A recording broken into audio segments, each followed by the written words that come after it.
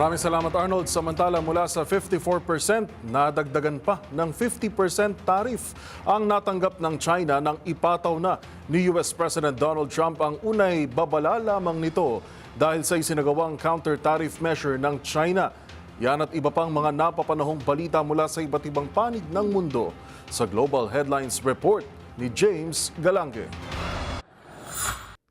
Aabot na sa 104% tax tariffs ang ipinataw ng Estados Unidos sa China matapos ipatupad ni US President Donald Trump ang dagdag na 50% sa lahat ng produktong manggagaling mula sa nasabing bansa.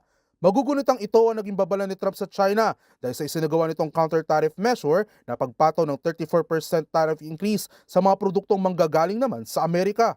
Ngunit giit ni Trump, hindi lamang ang China makakatanggap ng major increase kundi 60 pang mga bansa ang maaaring patawan dahil sa umunoy paglabag sa imposed reciprocal tariffs.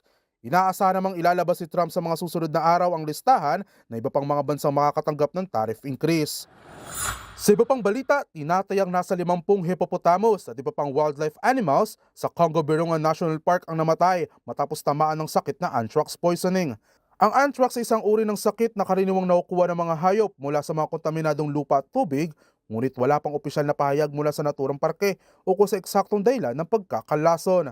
Nasa 1,200 na lamang na hippos ang kasalukuyang nasa kanilang pangangalaga mula sa kabuuang populasyon nito sa kanilang bansa na nasa migit 20,000 pa noong 2006.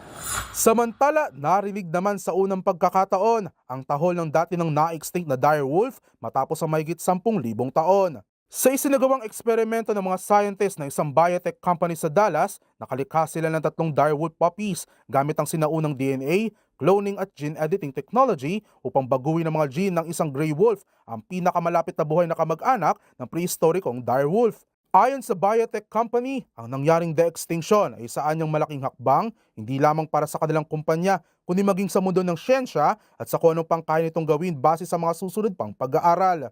Ang de-extinction ay isang uri ng proseso na muling paglikha ng mga extinct na species gamit ang biotechnology tulad ng cloning, genetic engineering at selective breeding.